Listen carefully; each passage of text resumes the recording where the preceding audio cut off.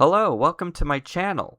In this video, we will be taking a word from English and then in Latin and comparing the word from Latin with these different Romance languages using the Latin word as a reference.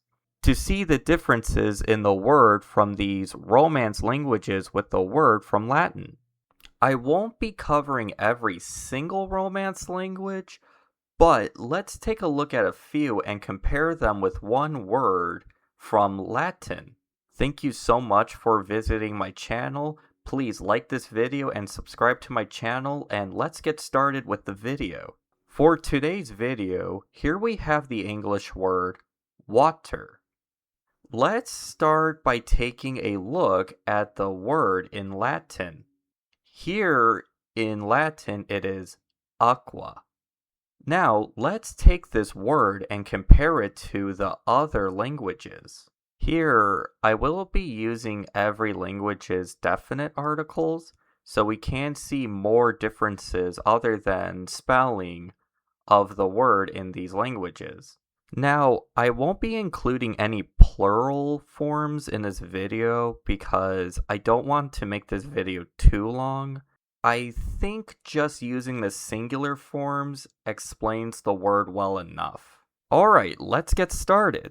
Let's start off with Spanish. In Spanish, it is el agua. In Portuguese, it is agua. In French, it is l'eau. In Italian, it is l'acqua. Okay. Here we have all four different languages. Now let's take a closer look at the differences. Let's go over one quick and small detail here. In Portuguese, there is an acute accent on the letter A in the spelling for water. But in all of the other languages, there is no accent markers with their spelling of the word water. Next, let's take a look at the genders of the nouns. In all four of the languages, 3 are feminine nouns. But in Spanish, the word for water is a masculine noun. Now let's also take a look at the definite articles. Now, in all of the languages here, all the definite articles are not the same. For example, in Spanish, there is el for masculine nouns and la for feminine nouns. In Portuguese, there is o for masculine nouns and a for feminine nouns. In French, there is le for masculine nouns and la for feminine nouns.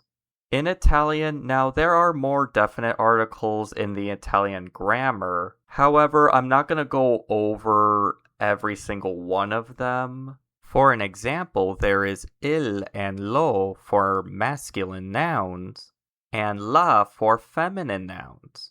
Now, let's also take a closer look at French and Italian's definite articles and how they are used depending on the first letter of the noun. I won't explain this in great detail. So in French and Italian, there is this unique grammar where if the noun begins with a vowel, also in French, if there is a noun that begins with a consonant H or a vowel, the definite article, you can think of it as the definite article and the noun merging and using an apostrophe. So it kind of looks like one word, but it's not. For an example, instead of writing or saying the definite article and noun separately like this, in French, instead of saying la eau, and Italian, instead of saying la acqua, you would write it and say it like this. In French, it is l'eau. In Italian, it's l'acqua. Well, I think this wraps up the video. Here I have gone over 4 different Romance languages with the Latin word for water. I think this video is good for those who want to learn multiple languages and compare them with one word and see the differences in grammar and definite articles, so you can get an idea of the language you want to learn. This video was a lot of fun to make. I hope you enjoyed the video and learned something new about languages. Thank you so much for watching and have a wonderful day.